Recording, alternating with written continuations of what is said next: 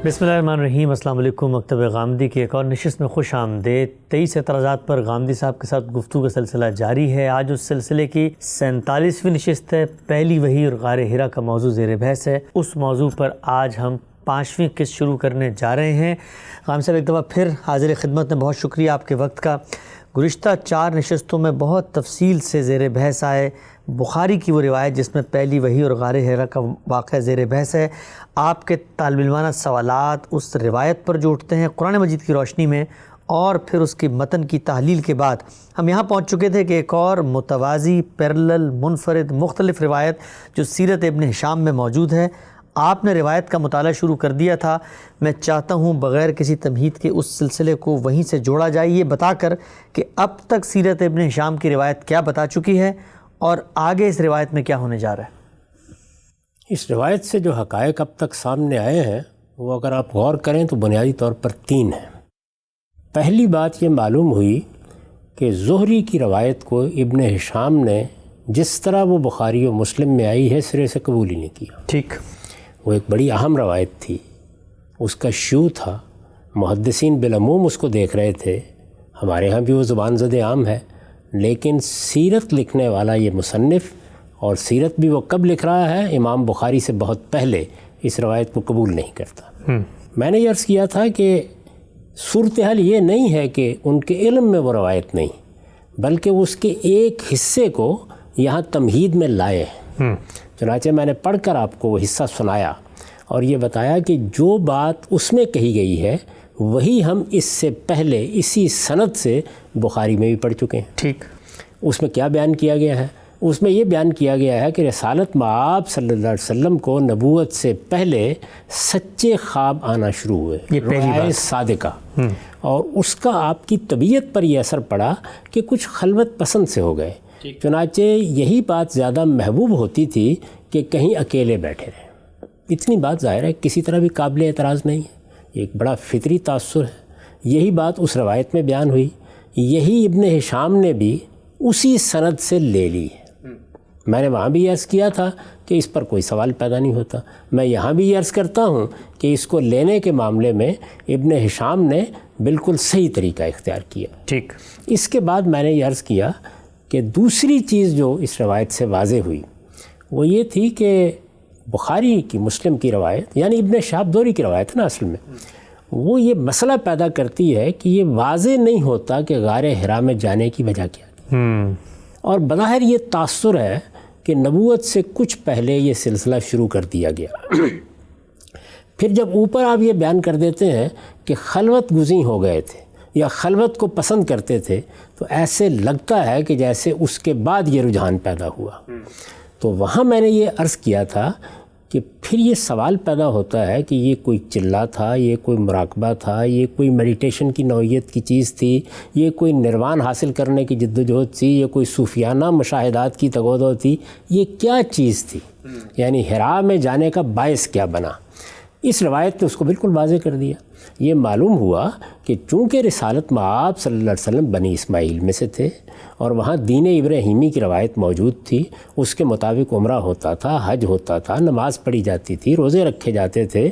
इस तरह की दूसरी बहुत सी चीज़ें अगर कोई शख्स जानना चाहे तो मेरी किताब मीज़ान से भी जान सकता है और वो शाह वलीउल्लाह की हुज्जतुल बालिग़ा से भी जान सकता है। बहुत सी चीज़ें जो दीन इब्राहीमी की रवायत में थी और जो अब हमारे दीन में उसी तरह चली आ रही हैं, लोग उसको इख्तियार करते थे। ठीक, रिसालत मआब सल्लल्लाहु अलैहि वसल्लम के बारे में भी बहुत से शवाहिद मौजूद हैं कि जो पहले से रवायत दीन की चली आ रही थी उस पर आप अमल पैरा होते थे। चुनांचे बुखारी की रवायत पर मैं इससे पहले कई मरतबा तवज्जो दिला चुका हूँ कि बेसत से पहले, यानी नबूवत पर फायज़ होने से पहले रसूलुल्लाह सल्लल्लाहु अलैहि वसल्लम ने जो हज किया वो बिल्कुल उसी तरीके के मुताबिक किया जो अब हम हज के लिए इख्तियार करते हैं, और उसमें किसी बिदअत का इर्तिकाब भी नहीं किया।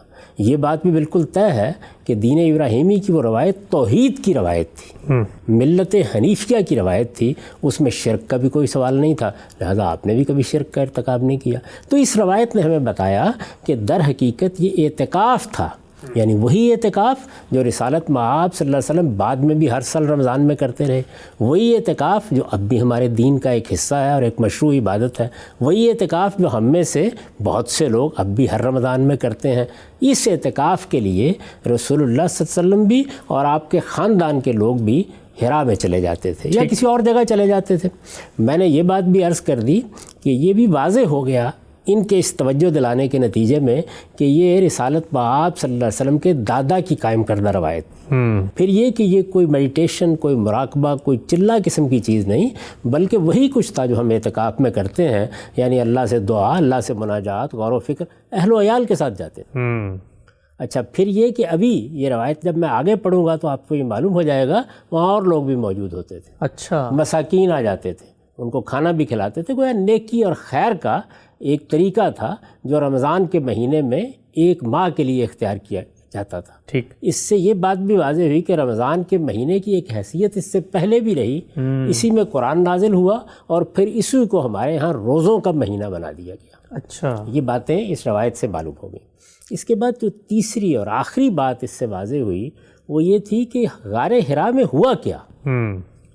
زہری کی روایت، وہی بخاری کی روایت جس کو ہم پڑھ چکے ہیں یا وہ جو دوسرے محدثین نے نقل کی ہے، وہ تو یہ بتا رہی تھی کہ وہاں قرآن کا نزول شروع ہوا، پہلی وحی آئی، اور سورہ الگ کی ابتدائی آیات ہی پہلی وحی ہے۔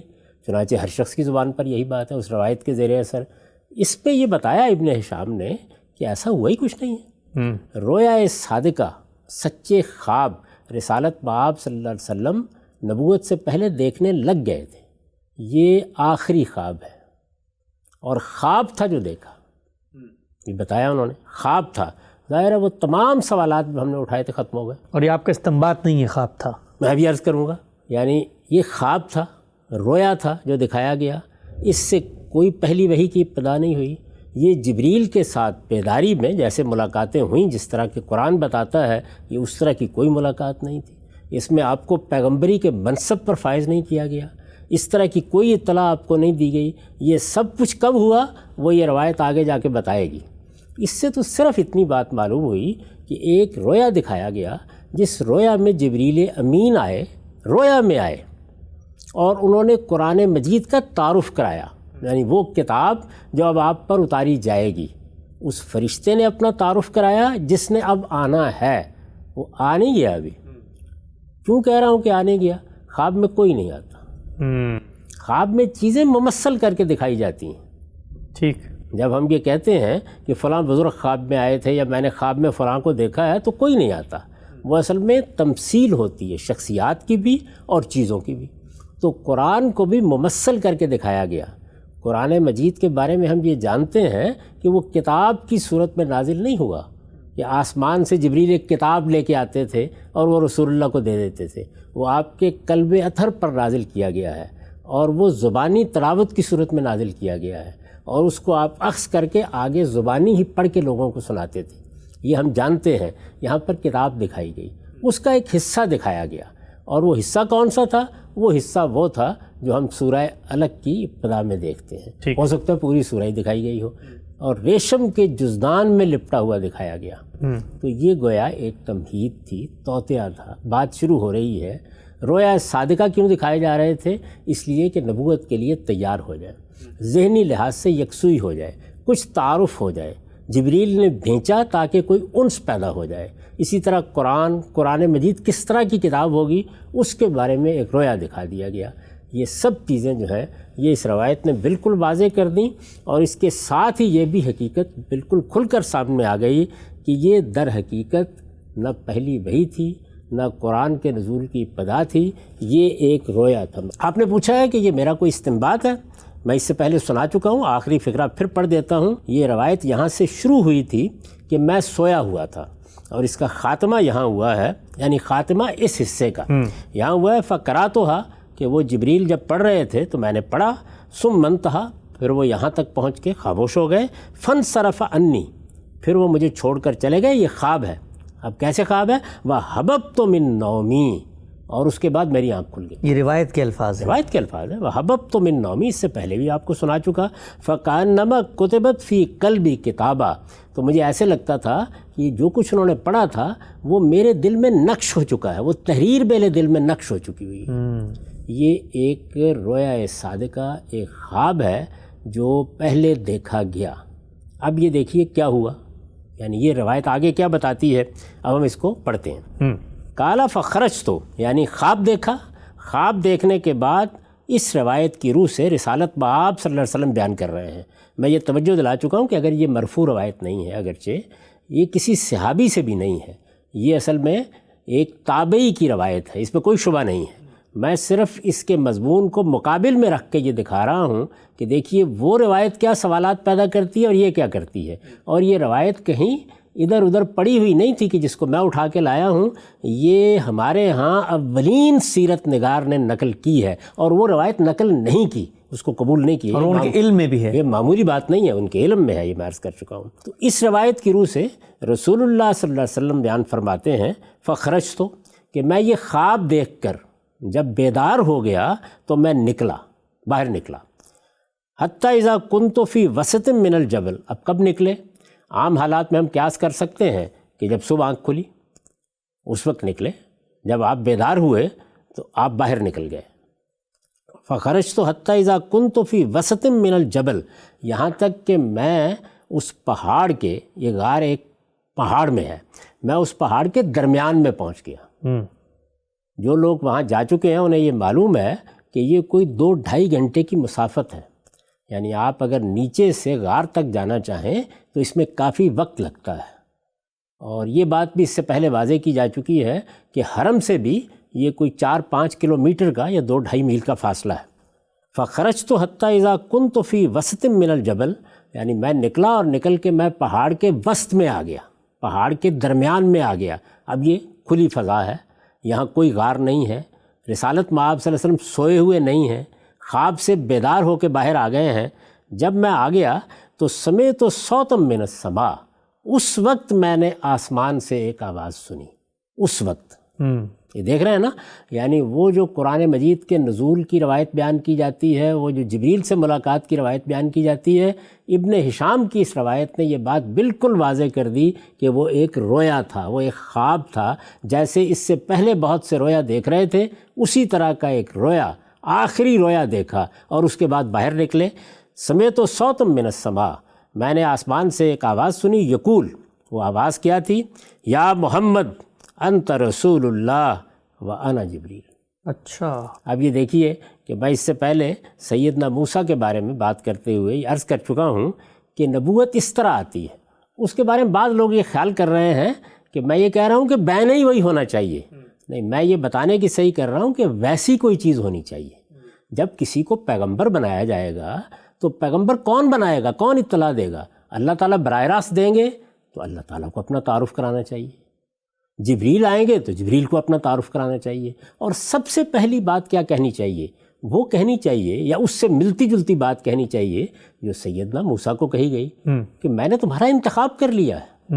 یہ آپ جانتے ہیں کہ انتخاب، استفاء، یہ اس طرح کی جتنی تعبیریں ہیں وہ قرآن مجید کی روح سے نبوت کے لیے منتخب کرنے کے لیے آتی ہیں۔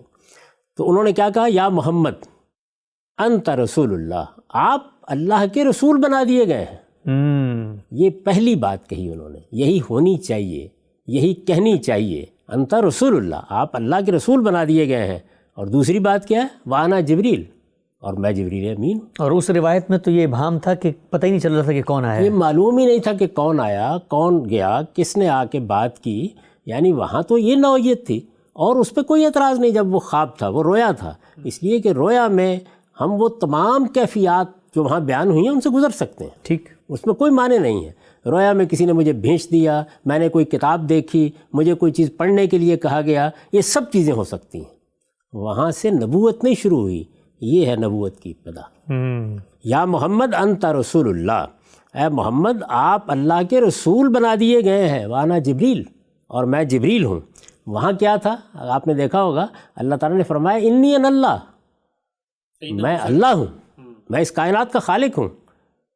میں کائنات کا پروردگار بات کر رہا ہوں، اپنا تعارف کرایا، اور اس کے بعد سیدنا موسیٰ سے یہ کہا کہ تمہارا انتخاب کر لیا گیا ہے۔ یہاں جبریل نے اپنا تعارف کرایا، اور کہاں کرایا؟ کھلے آسمان، پہاڑ کے وسط میں کھڑے ہیں، کوئی ابہام نہیں، کوئی دھند نہیں، کسی غار میں نہیں، کوئی بھینچ نہیں رہا، کچھ نہیں ہے۔ میں جبریل ہوں اور آپ کو اللہ کا رسول بنا دیا گیا ہے۔ قال، رسالت مآب صلی اللہ علیہ وسلم کہتے ہیں، فرفعت راسی الی السماء انظر، اب ظاہر ہے کہ آواز سنی تو آسمان کی طرف میں نے اپنا سر اٹھا کے دیکھا، یعنی اب میں چاروں طرف دیکھ رہا ہوں کہ کہاں سے آواز آئی۔ تو میں نے کیا دیکھا؟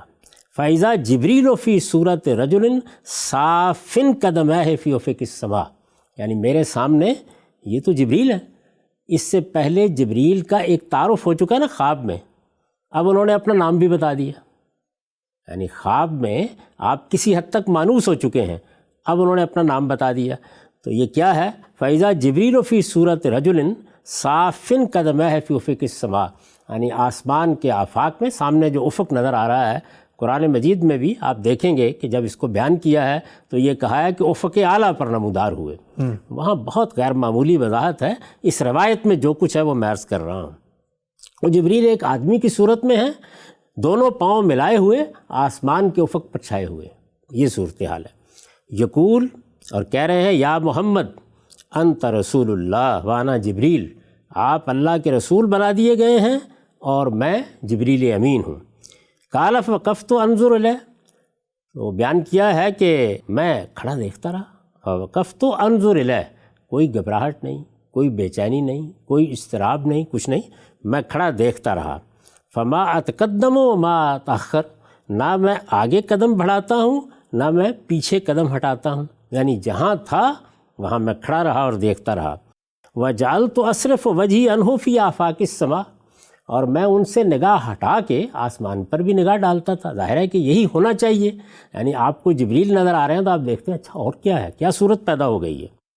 قال فلا انظر فی ناحیۃ منہ الا رأیتہ کذالک، تو میں جہاں کہیں بھی نگاہ ڈالتا ہوں انہی کو اس طرح دیکھتا ہوں، یعنی اور کوئی چیز نہیں ہے، وہ ہیں اور سامنے میرے کھلا افق ہے۔ فما زلت واقف ما تقدم امامی وما ارجع ورائی، میں اسی طرح کھڑا رہا، نہ ڈر کے بھاگے، نہ گھر میں آئے، نہ یہ کہا کہ زملونی، میں اسی طرح کھڑا رہا۔ ما اتقدم امامی، نہ میں آگے قدم بڑھاتا ہوں، ما ارجع ورائی، نہ پیچھے جاتا ہوں۔ حتیٰ باست خدیجہ تو رسلہا فی طلبی، یہاں تک کہ خدیجہ نے اپنے کچھ پیغام بر میری تلاش میں بھیجے۔ سیدنا خدیجہ نے رسالت مآب صلی اللہ علیہ وسلم کی تلاش میں کچھ لوگوں کو بھیجا، چونکہ آپ غار سے نکلے تھے اس کے بعد یہ واقعہ ہوا، ٹھیک؟ ہم یہ پہلے جان چکے ہیں کہ وہ ساتھ تھیں، غار میں تھیں، گھر میں نہیں تھیں، انہوں نے پیغام بر بھیجے۔ اس سے معلوم ہوا کچھ اور لوگ بھی وہاں موجود تھے، یعنی وہ وہاں سے جا کے مکے سے تو پیغام بر نہیں لائی ہوں گی نا، اور لوگ بھی موجود تھے۔ حتیٰ باست خدیجہ تو رسلہا فی طلبی، یہاں تک کہ خدیجہ نے کچھ پیغام بر اپنے بھیجے میری تلاش میں۔ فبلغوا اعلیٰ مکہ، وہ مکہ کے بالائی حصے تک گئے، ورجعوا الیہا، اور پھر ان کے پاس لوٹ بھی آئے۔ ظاہر ہے کہ وہ کسی اور راستے سے گئے ہوں گے دیکھنے کے لیے کہ کہاں ہیں۔ وَأَنَا وَاقِفٌ فِي مَكَانِي ذَلِكَ، اور میں اپنے اسی مقام پر کھڑا ہوں۔ وَأَنَا وَاقِفٌ فِي مَكَانِي ذَلِكَ، یعنی میں اسی طرح کھڑا ہوں اور دیکھ رہا ہوں، نہ میں نے آگے قدم بڑھایا نہ میں پیچھے قدم ہٹاتا ہوں۔ ثُمَّ انصرف عنی، پھر جبریل مجھ سے چلے گئے۔ اچھا، یہ مشاہدہ ہے، ٹھیک۔ یہ مشاہدہ پہلی بار ہوا۔ اس طریقے سے جبریل امین نے تعارف کرایا اس روایت کے مطابق۔ قرآن مجید سے اس کی مزید تفصیلات سامنے آئیں گی۔ یہ اس طریقے سے ہوا، اس طرح آپ کھڑے رہے، کوئی تردد نہیں ہوا، کوئی آنکھ نہیں جھپکی، دیکھا، سنا، اور جو بات ہوئی وہ کیا تھی؟ ایک یہ بات بتائی گئی کہ میں کون ہوں، وہاں کیا بات بتائی گئی تھی؟ میں اللہ ہوں، یہاں بتایا گیا میں جبریل امین ہوں۔ دوسرے یہ کہ آپ اللہ کے رسول بنا دیے گئے ہیں، یعنی منصب کی خبر دی گئی۔ کوئی قرآن نہیں پڑھایا گیا، کوئی قرآن مجید کی پہلی سورہ نہیں نازل ہوئی، کچھ نہیں ہوا، یعنی تعارف ہوا، اس منصب پر فائز ہونے کی خبر دی گئی، جبریل امین نے اپنے بارے میں بتا دیا۔ اب اس کے بعد دیکھیے رسالت مآب صلی اللہ علیہ وسلم اس روایت کی روح سے کیا کرتے ہیں۔ وَانصَرَفْتُ رَاجِعًا إِلَىٰ أَهْلِي، اس کے بعد میں اپنے گھر والوں کی طرف لوٹ آیا، یعنی سیدہ خدیجہ ہے نا، بچے بھی ہوں گے. ون صرف تو راجن الاہلی، میں اس کے بعد اپنے گھر والوں کی طرف لوٹ آیا. حتیٰ اتیت خدیجہ، یہاں تک کہ میں خدیجہ کے پاس پہنچ گیا. فجلست الی فخذھا مضیفا الیہا، اور پھر ان کی ران کے ساتھ ٹیک لگا کے آ کے بیٹھ گیا. فقالت، انہوں نے مجھے دیکھا تو کہا یا ابا القاسم، اے ابو القاسم. یہ رسالت مآب صلی اللہ علیہ وسلم کی کنیت ہے. ٹھیک. رسالت مآب صلی اللہ علیہ وسلم کا پورا نام ہے ابو القاسم محمد احمد. ابو القاسم کنیت ہے، محمد لقب ہے، اور احمد نام ہے. یہ میں اس سے پہلے بھی بتا چکا ہوں. فقالت یا ابا القاسم، انہوں نے کہا اے ابو القاسم، این کنت، آپ کہاں رہ گئے، کہاں تھے آپ؟ فواللہ لقد باسط رسلی فی طلبک، بخدا میں نے تو اپنے پیغامبر آپ کی تلاش میں بھیجے. حتیٰ بلغوا مکہ و رجعوا لی، وہ مکہ تک گئے، مکہ کے بالائی علاقے تک پیچھے بیان ہو چکا ہے، لوٹ بھی آئے اور آپ نہیں ملے، اور آپ آئے بھی نہیں واپس. ثم حدثتھا بالذی رأیت، اس کے بعد رسول اللہ صلی اللہ علیہ وسلم فرماتے ہیں کہ جو کچھ میں نے دیکھا تھا وہ میں نے خدیجہ سے بیان کیا. وہاں کیا تھا؟ وہاں یہ تھا کہ گھبرائے ہوئے آئے، آ کر کہا زملونی زملونی، مجھے اڑا دو مجھے اڑا دو. کچھ چادریں ڈالی گئیں، ہم نے یہ سب اس روایت میں پڑھا. جی. اس کے بعد ذہب عنہ الرو، کچھ خوف کی جو کیفیت طاری ہو گئی تھی وہ دور ہوئی. یہاں کوئی شائبہ نظر آتا ہے اس کا؟ کوئی خوف، کوئی تردد، کوئی اضطراب، کوئی بے چینی، کوئی پریشانی، کوئی کمبل اڑانے کی درخواست، کچھ بھی نہیں ہے. نہیں ہے. یہ دیکھیے کیا گفتگو ہو رہی ہے. ثم حدثتھا بالذی رأیت، پھر جو کچھ میں نے دیکھا تھا وہ میں نے ان کو بیان کیا. فقالت، تو انہوں نے کہا ابشر یا ابن عم، میرے چچا کے بیٹے خوش ہو جاؤ، وثبت، اور ثابت قدم رہو. فوالذی نفس خدیجہ بیدہ انی لارجو ان تکون نبی ہذہ الامہ، بخدا، یا یوں کہیے کہ جس پروردگار کے یا جس ہستی کے ہاتھ میں خدیجہ کی جان ہے اس کی قسم، میں یہ توقع کر رہی ہوں، انی لارجو ان تکون نبی ہذہ الامہ، کہ آپ اس امت کے نبی بنا دیے گئے. سبحان اللہ. یعنی یہ پہلا تاثر ہے جو انہوں نے بیان کیا. ہو سکتا ہے کہ اس موقع کے اوپر انہوں نے وہ بات بھی کہی ہو جو ہم اس سے پہلے زہری کی روایت میں دیکھ چکے ہیں کہ آپ غریبوں کی مدد کرتے ہیں اور یتیموں کے کام آتے ہیں، یہ بھی ہو سکتا ہے کہا ہو. یہاں اتنی ہی بات ہے، یہ انہوں نے کہا. اس کے بعد وہاں کیا تھا؟ وہاں یہ تھا کہ رسول اللہ صلی اللہ علیہ وسلم کو وہ جب کچھ پریشانی دور ہوئی، جب غم کی کیفیت کچھ دور ہو گئی، جب اس کے بعد خوف بھی جاتا رہا، کچھ اٹھے، کچھ بات کرنے کے قابل ہوئے، تو وہ لے کے اپنے چچا زاد کے پاس گئیں، ورقہ بن نوفل کے پاس. یہاں دیکھیے کیا ہوا ہے. ثم قامت فجمعت علیہا ثیابہا، اس کے بعد خدیجہ اٹھیں. رسالت مآب صلی اللہ علیہ وسلم نہیں، خدیجہ اٹھیں، سیدہ خدیجہ ام المومنین اٹھیں. انہوں نے کچھ اپنے اوپر چادر لی اور کچھ اس طریقے سے، جیسے ہم کچھ اپنے آپ کو کہیں جانے کے لیے تیار کرتے ہیں، تیار ہوئیں، کچھ چادر وادر لی. فجمعت علیہا ثیابہا ثم منطلقت الی ورقۃ بن نوفل ابن اسد ابن عبد العزیٰ ابن قصی وہو ابن امہا. ٹھیک. یہ سب غار میں ہو رہا ہے واقعہ ابھی تک؟ یہ غار میں ہو رہا ہے سب کچھ. یعنی پھر وہ اٹھیں، انہوں نے کچھ اپنے اوپر چادر وغیرہ ڈالی. پھر اس کے بعد کہاں گئیں؟ الی ورقۃ بن نوفل ابن اسد ابن عبد العزیٰ ابن قصی. پھر اس کے بعد وہ ورقہ بن نوفل کے پاس گئیں. رسول اللہ صلی اللہ علیہ وسلم کو لے کر نہیں، وہ تنہا گئیں. اچھا. اس روایت کی روح سے وہ تنہا گئیں. اور یہاں تعارف کرایا ہے وہ ابن امہا، اور وہ ان کے چچا زاد تھے. وَكَانَ وَرَقَتْ قَدْ تَنَصَّرَ، اور یہ ورقہ یہ نصرانی ہو چکے تھے.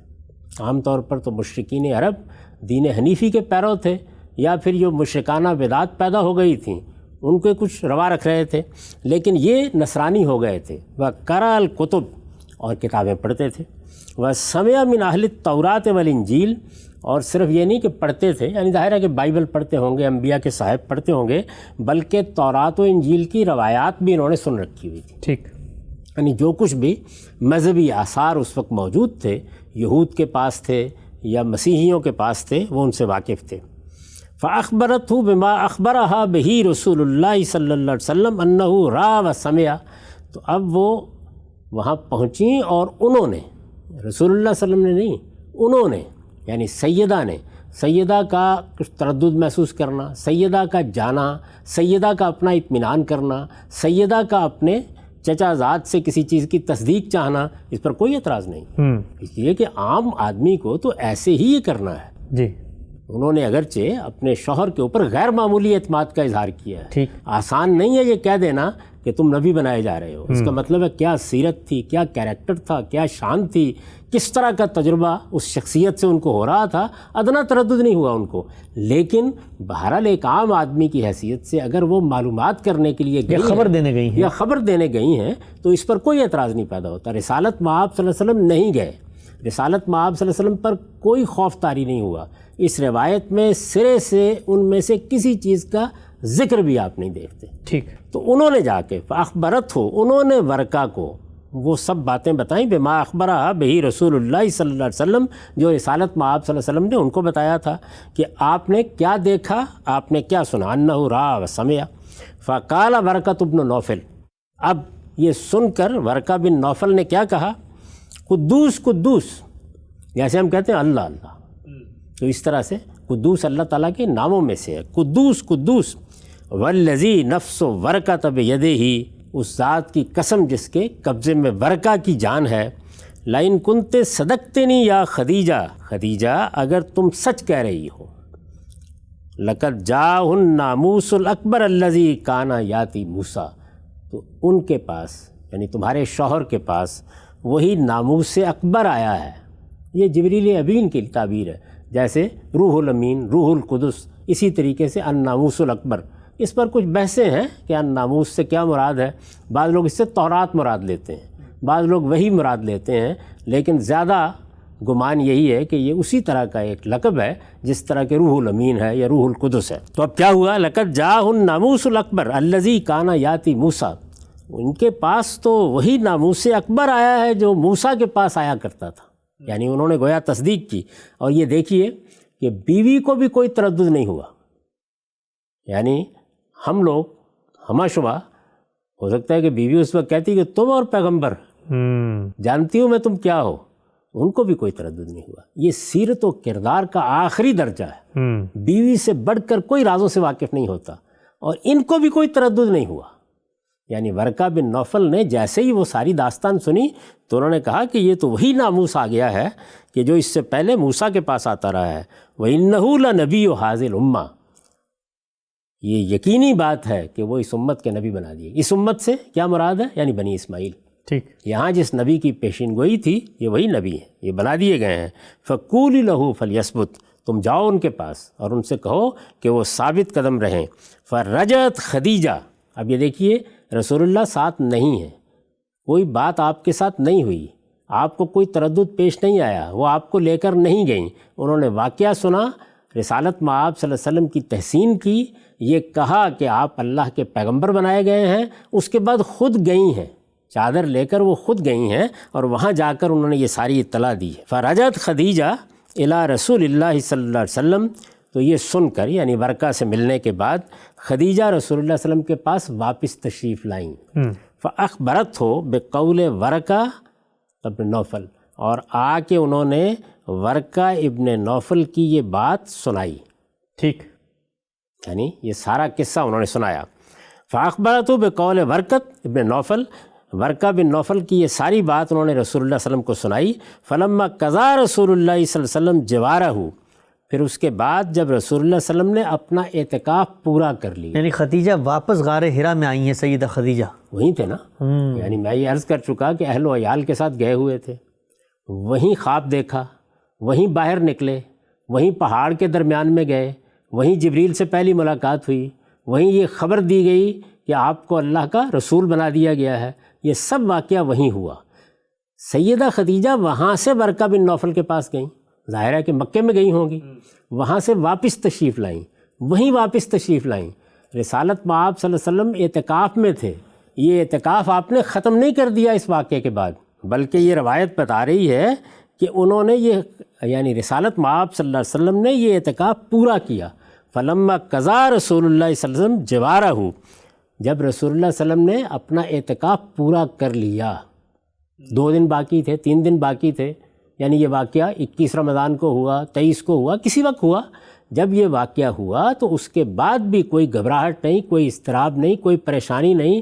یہ نہیں کہ سامان اٹھایا اور پریشان ہو کر وہاں سے واپس آ گئے، کچھ بھی نہیں ہوا. اعتکاف رسالت مآب صلی اللہ علیہ وسلم نے پورا کیا.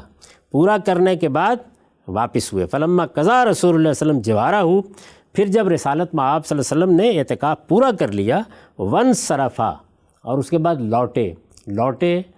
تو آپ خیال کر رہے ہوں گے کہ سیدھے ورقہ بن نوفل کے پاس گئے؟ نہیں.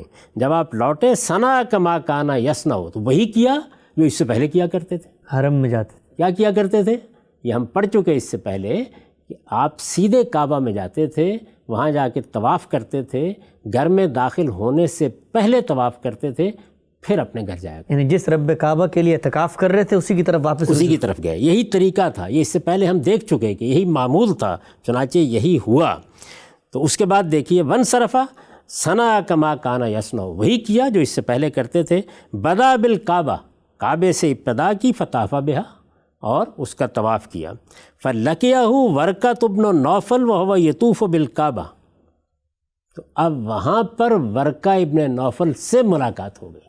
اچھا، اور یہ ملاقات ظاہری بات اتفاقی ہوئی ہوگی؟ اتفاقاً ہوئی. یہ آگے بیان کر رہے ہیں کیسے ہوئی. وَهُوَ يَطُوفُ بِالْكَعْبَةِ، اتفاق کی بات ہے کہ وہ بھی کعبے کا طواف کرنے کے لیے وہیں آئے ہوئے تھے اور طواف کر رہے تھے. یعنی یہ یوں نہیں ہے کہ رسالت مآب صلی اللہ علیہ وسلم ان کے گھر ملنے کے لیے گئے ہیں یا ان کو بلایا ہے.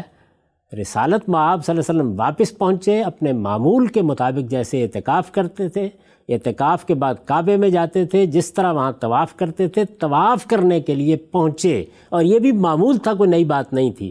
تو ورقہ بن نوفل بھی طواف کرنے کے لیے آئے ہوئے تھے، وہاں ملاقات ہو گئی. فقال یا ابن اخی، انہوں نے دیکھا تو کہا کہ بھتیجے، اخبرنی بما رأیت و سمیت، یعنی اس سے پہلے وہ سیدہ خدیجہ سے ساری کہانی سن چکے تھے، سارا قصہ سن چکے تھے. تو انہوں نے کہا کہ بھتیجے مجھے ذرا بتاؤ کیا دیکھا، کیا سنا. کیا فطری چیز ہے، ایسے ہی ہونا چاہیے. یعنی جب اب براہ راست ملاقات ہو گئی ہے تو وہ پوچھیں گے نا کہ ذرا اب تم خود اپنی زبان سے بتاؤ کیا دیکھا، کیا سنا. فَأَخْبَرَهُ رسول اللہ صلی اللہ علیہ وسلم، تو رسول اللہ صلی اللہ علیہ وسلم نے وہ ساری داستان، وہ سارا قصہ ان کو بھی بتایا. ان کو بھی وہ بات بتائی کہ کیسے میری ملاقات ہوئی. ظاہر ہے کہ یہاں بھی کسی خواب کا ذکر نہیں ہے، بلکہ وہ ملاقات بتائی کہ کیسے جبریل امین کو میں نے دیکھا ہے، انہوں نے کس طرح مجھے یہ بشارت دی ہے، کیسے یہ کہا ہے کہ آپ اللہ کے رسول بنا دیے گئے ہیں، اپنا تعارف کیسے کرائیں. بخاری کی روایت میں تھا کہ وہ ایک طریقے سے تصدیق کروانے کے لیے جا رہے ہیں، جبکہ یہاں جو صورت ہے صورتحال ہی بالکل الگ تھی نا. یعنی پیغمبر آئے ہیں واپس، پیغمبر بنا دیے گئے ہیں اور واپس آئے ہیں تو کانپ رہے ہیں، لرزتے کانپتے واپس آئے ہیں، زملونی زملونی کہہ رہے ہیں. اس کے بعد میں نے آپ سے عرض کیا کہ وہ جو خوف کی کیفیت ہے، وہاں روایت میں الفاظ یہ تھے وہ دور ہوئی. تو اس کے بعد سیدہ خدیجہ لے کے گئی ہیں کہ وہ چونکہ آسمانی کتابوں سے بھی واقف ہیں، کچھ وحی کی تاریخ سے ہی واقف ہیں، وہ لوگوں سے بہت سی باتیں سنتے بھی رہتے ہیں، وہ یہود اور نصارہ کے ہاں جو روایات ہیں ان کی واقفیت بھی حاصل کر چکے ہیں، تو وہ تسلی دیں گے. وہاں تو تصویر یہ سامنے آتی تھی، یہاں ان میں سے کچھ بھی نہیں ہوا. یعنی رسالت مآب صلی اللہ علیہ وسلم نے اعتکاف پورا کیا، ایسا بھی نہیں ہوا کہ اعتکاف چھوڑ کر آ گئے، اعتکاف پورا کیا، معمول کے مطابق واپس آئے. جس طرح پہلے، اس سے پہلے جب آتے تھے تو سیدھے بیت اللہ میں جاتے تھے، بیت اللہ میں گئے، وہاں طواف کرنا تھا. طواف کرنے کے لیے اب گئے تو وہیں ورقہ بن نوفل طواف کر رہے تھے، تو وہاں یہ سارا واقعہ ہوا. اس کے بعد کیا ہوا؟ فَأَخْبَرَهُ رسول اللہ صلی اللہ علیہ وسلم، تو رسول اللہ صلی اللہ علیہ وسلم نے یہ ساری بات ان کو بتائی. فَقَالَ لَهُ ورقہ، یہ سن کر ورقہ نے کہا وَالَّذِي نَفْسِي بِيَدِهِ إِنَّكَ لَنَبِيُّ هَذِهِ الْأُمَّةِ، جیسے انہوں نے سیدہ خدیجہ کو کہا تھا اسی طرح انہوں نے یہ کہا کہ اس ہستی کی قسم، اس ذات کی قسم جس کے قبضے میں میری جان ہے، بے شک آپ اس امت کے نبی بنا دیے گئے. سبحان اللہ. اس امت کے، میں پہلے عرض کر چکا نہیں، بنی اسماعیل کے نبی بنا دیے گئے ہیں. وَلَقَدْ جَاءَكَ النَّامُوسُ الْأَكْبَرُ، اور آپ کے پاس وہی ناموس اکبر آیا ہے، وہی روح القدس آیا ہے، وہی جبریل امین آیا ہے. الَّذِي جَاءَ مُوسَىٰ، جو موسیٰ کے پاس آیا تھا. اس کے بعد انہوں نے کہا وَلَتُكَذَّبَنَّ وَلْتُوزِيَنَّ وَلْتُخْرَجَنَّ وَلَتُقَاتَلَنَّ، یقیناً تمہیں جھٹلا دیا جائے گا، لا ریب تمہیں اذیتیں دی جائیں گی، اس میں کوئی شک ہی نہیں کہ تمہیں تمہاری بستی سے، تمہاری قوم سے باہر نکال دیا جائے گا، یہ لوگ تمہارے ساتھ لڑیں گے، تمہارے ساتھ جنگ و جدال برپا ہو جائے گا۔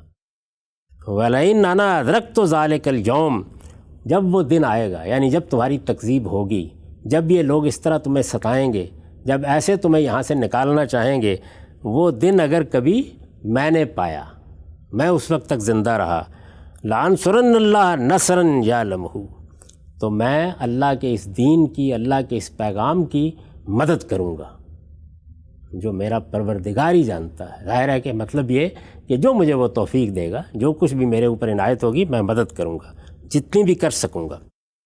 لَأَنْصُرَنَّ اللَّهَ نَصْرًا يَعْلَمُهُ ثُمَّ أَدْنَىٰ رَأْسَهُ، اس کے بعد انہوں نے بہت محبت کے ساتھ، جیسے کہ بزرگ عام طور پر کرتے ہیں، رسالت میں آپ صلی اللہ علیہ وسلم کا سر پکڑ کے اپنی طرف جھکایا۔ ثُمَّ أَدْنَىٰ رَأْسَهُ مِنْهُ، پھر رسالت میں آپ صلی اللہ علیہ وسلم کا سر انہوں نے پکڑ کر جھکایا، فَقَبَّلَ يَعْفُوخَ، اور سر کے درمیان میں، سر کے وسط میں کر کے بوسہ دیا محبت سے، شفقت سے۔ ثُمَّ انصرف رسول اللہ صلی اللہ علیہ وسلم الی منزلہ، اس کے بعد رسول اللہ صلی اللہ علیہ وسلم اپنے گھر لوٹ آئے۔ ٹھیک، یہاں یہ روایت ختم ہوتی ہے۔ اب ذرا یہ دیکھیے اور تقابل کر کے دیکھیے کہ کیا زمین و آسمان کا فرق ہے اس روایت میں اور اس روایت میں۔ یعنی وہاں ہم نے کیا کچھ دیکھا، رسالت میں آپ صلی اللہ علیہ وسلم لرزتے کانپتے واپس آئے، سیدہ خدیجہ سے یہ کہا ہے کہ مجھے کمبل اڑا دیے جائیں، کچھ خوف دور ہوا تو اس کے بعد سیدہ لے کے ورقہ بن نوفل کے پاس گئی ہیں، انہوں نے تسلی دی، اور پھر اس کے بعد ہم نے وہ داستان سنی، وہ دل خراش داستان کہ وہی میں انقطاع ہو جاتا تھا اور کسی پہاڑ کی چوٹی پر جا کر خودکشی کرنے کی کوشش کرتے تھے، یہاں تک کہ جبریل امین آتے اور تسلی دیتے، اور خودکشی کرنے کی یہ کوشش بارہا کی گئی۔ وہاں صورتحال یہ تھی۔ اب ذرا یہاں بھی دیکھ لیجیے، اور پھر یہ بھی دیکھیے کہ یہ روایت کہاں بیان ہوئی ہے۔ یہ روایت اسی خاندان میں بیان ہوئی ہے، یعنی وہی آل زبیر ہیں، وہیں بیان ہوئی ہے۔ وہی عبداللہ بن زبیر ہیں جو عروہ بن زبیر کے بھائی ہیں۔ یہ میں عرض کر چکا نا کہ یہ دونوں سیدہ اسما کے بیٹے ہیں۔ اس روایت کو کس نے بیان کیا؟ زہری سے عروہ بن زبیر نے بیان کیا۔ یہ روایت کہاں بیان کی گئی، کس کی فرمائش پر بیان کی گئی، کس کی خواہش پر بیان کی گئی؟ وہ عبداللہ بن زبیر ہیں، ان کے بھائی، ایک ہی خاندان ہے۔ اچھا، یہ بات بھی اس سے پہلے عرض کی جا چکی کہ یہ سیدہ اسما کے بیٹے ہیں، یعنی ماں کون ہے؟ ماں سیدہ عائشہ کی بڑی بہن ہے۔ ہم یہ جانتے ہیں کہ وہ بھی رسول اللہ صلی اللہ علیہ وسلم پر برسوں پہلے ایمان لا چکی ہوئی ہیں۔ اس واقعے سے اگر ان کی عمر کا لحاظ کیا جائے تو پوری طرح واقف ہیں۔ یہ سوال میں اس وقت نہیں کرتا کہ انہوں نے اپنی ماں سے یہ واقعہ کیوں نہیں سنا، چلیے یہ جو تابعی ہیں انہی سے سنا، تو میں یہ پوچھنے کی جسارت کر سکتا ہوں کہ کیا ان کے علم میں وہ واقعہ نہیں تھا؟ انہوں نے یہ کیوں نہیں یہاں کہا کہ یہ تم کیا بات بیان کر رہے ہو؟ یعنی جن صاحب نے یہ واقعہ بیان کیا ہے انہوں نے ان کو کیوں نہیں کہا کہ تم یہ کیا بات بیان کر رہے ہو؟ ہم تو اس سے پہلے یہ جانتے ہیں، اور سیدہ عائشہ بتا چکی ہیں، اور وہ ہماری خالہ ہیں، اور وہ ہمیں یہ سنا چکی ہیں واقعہ کہ اس میں تو اس طرح نہیں ہوا تھا، اس میں تو گھبرائے ہوئے آئے تھے، پریشان آئے تھے، اور یوں نہیں ہوا تھا کہ وہاں سے آنے کے بعد، یعنی جب اعتکاف ختم ہو گیا تب کعبے میں ملاقات ہوئی ہو، بلکہ وہاں تو وہ لے کر گئی تھی ملاقات کرانے کے لیے۔ یعنی دونوں واقعات میں زمین آسمان کا فرق ہے، اتنا تضاد ہے۔ یہ تضاد اگر وہ واقعہ ان کے علم میں ہے تو کیوں وہ یہ نہیں کہتے کہ یہ واقعہ تم کیا سنا رہے ہو؟ بہت اہم سوال، یعنی یہ ایک اہم سوال ہے۔ تقابل کریں گے نا ہم، اللہ تعالیٰ نے اگر کچھ تھوڑا بہت علم و عقل دیا ہے تو یہ پوچھے گا آدمی، میرے ہی خاندان میں بیٹھ کر آپ ایک کہانی یا ایک واقعہ سنا رہے ہیں اور اس سے بالکل مختلف واقعہ اسی خاندان میں سنایا جا رہا ہے، تھوڑی دیر کے لیے مان لیں تو یہ کیا چیز ہے؟ یعنی ان کے درمیان مطابقت کیسے پیدا کریں گے؟ ٹھیک، کیا ان دونوں روایات میں آپ کوئی مطابقت کی صورت تلاش کر سکتے ہیں؟ نہیں۔ یعنی ان دو چیزوں کو اکٹھا کر سکتے ہیں؟ یہ کہہ سکتے ہیں کہ رسالت میں آپ صلی اللہ علیہ وسلم نہیں گئے، سیدہ خدیجہ تنہا گئی تھیں، اور پھر دوسری جگہ یہ بیان کریں کہ نہیں وہ تو رسول اللہ کو لے گئی تھی۔ ایک جگہ یہ بیان کریں کہ انہوں نے جا کر کسی قسم کے اضطراب کا اظہار نہیں کیا بلکہ اس طرح کی گفتگو کی، اور دوسری جگہ یہ بیان کریں کہ یہ کہا کہ زملونی۔ ان کے مابین کوئی مطابقت پیدا نہیں کی جا سکتی۔ یہ ایک بات ابن ہشام نے قبول نہیں کیا، یہ دوسری بات، اور اسی خاندان میں بیٹھ کر وہ واقعہ سنایا جا رہا ہے جس خاندان سے ہمیں وہ روایت پہنچی ہے، اور کوئی تردید نہیں کرتا۔ عبداللہ بن زبیر تردید نہیں کرتے، انہیں چاہیے تھا نا کہ یہ تابعی ہیں، روک دیتے ہیں ان کو، ان سے کہتے ہیں کہ ہماری خالہ سیدہ عائشہ اس سے بالکل مختلف واقعہ ہمیں سنا چکی ہیں، کہ تم نے کیا صورتحال پیدا کر دی، ایک ایک چیز کی تردید کر دی ہے۔ تو میری گزارش یہ ہے، طالب علمانہ گزارش، کہ اس روایت پر وہ ایک اعتراض بھی پیدا نہیں ہوتا جو اس سے پہلے ہم زیر بحث لا چکے ہیں۔ یہ صاف روایت ہے، اس میں بالکل ٹھیک تصویر سامنے آتی ہے، پیغمبر کے شایان شان تصویر سامنے آتی ہے، ادنا تردد بھی اس کو پڑھتے ہوئے نہیں ہوتا۔ یہ روایت درست ہے، یہ روایت درست نہیں ہے، وہ روایت درست ہے، وہ روایت درست نہیں ہے، تھوڑی دیر کے لیے اس سے قطع نظر کر لیجئے، یہ دونوں ہمارے سامنے موجود ہوں تو کس کا انتخاب کرنا چاہیے؟ کیا محض اس لیے اس روایت کا انتخاب کیا جائے گا کہ یہ روایت ایک تابعی پر ختم ہو جاتی ہے اور وہ ایک صحابیہ پر ختم ہوتی ہے؟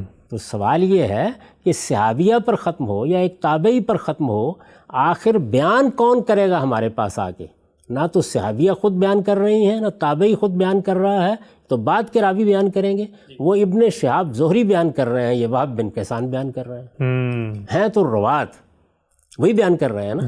تو جب ہمارے پاس یہ دو باتیں اس تضاد کے ساتھ پہنچیں گی تو کون سی بات ہے کہ جو قرآن کے مطابق ہے، کون سی بات ہے جو علم و عقل کے مسلمات کے بالکل مطابق ہے، کون سی بات ہے جس پر کوئی سوال پیدا نہیں ہوتا، کون سی بات ہے کہ جس میں سب اعتراضات ختم ہو جاتے ہیں، ایک اشکال بھی باقی نہیں رہتا۔ اگر روایتی کی بنیاد پر پہلی وحی کیسے آئی، نبوت کیسے دی گئی، اس میں سے کسی چیز کا انتخاب کرنا ہے تو پھر یہ روایت کیوں نہیں، اور یہ کیوں نہیں انتخاب کیا باقی لوگوں نے؟ ابن ہشام نے تو اسی کا انتخاب کیا اور اس کو نہیں لیا، یعنی یہ پورے باب میں آپ کو، اور میں عرض کر چکا کہ اس روایت کا کچھ حصہ لیا ہے، یعنی واقف ہیں، اس کا ابتدائی حصہ لیا ہے، اسی سند سے لیا ہے، اور اس کے بعد ایک دوسرا واقعہ نقل کیا۔ میں اس وقت اس واقعے پر کوئی تبصرہ نہیں کر رہا، اور پھر آگے وہب بن کیسان کی یہ روایت ہمارے سامنے آ جاتی ہے جس میں کوئی ادنا درجے میں بھی ایسی چیز نہیں ہے کہ جس پر تردد کا اظہار کیا جائے۔ یہ اتنی صاف، اتنی واضح صورتحال ہے، میں اس پر کوئی تبصرہ کیے بغیر دونوں چیزیں آپ کے سامنے رکھ کے آپ کی خدمت میں عرض کرتا ہوں کہ آپ تقابل کر کے دیکھ لیجیے۔ ہم سب یعنی ہر صاحب علم تقابل کر کے دیکھ لے، ہر طالب علم تقابل کر کے دیکھ لے۔ قرآن کی بنیاد پر فیصلہ کرنا ہے تو پھر تو کوئی تردد ہی نہیں ہے۔ اگر روایتوں کے مابین تقابل کرنا ہے تو پھر یہ دیکھیے اسی خاندان سے دو قصے آ رہے ہیں، یعنی وہی سیدہ اسماء کا خاندان، وہی آل زبیر، وہی سیدنا زبیر کا خاندان، وہ ایک بھائی بیان کر رہا ہے، یہ دوسرے بھائی کے سامنے بیان ہو رہی ہے، اس کی تصدیق ہو رہی ہے، انہوں نے پوچھا ہے، وہ ان سے پوچھنے کے لیے گئے ہیں، اور ابن ہشام رسالت مآب صلی اللہ علیہ وسلم کا پہلا سیرت نگار اسی واقعے کا انتخاب کرتا ہے۔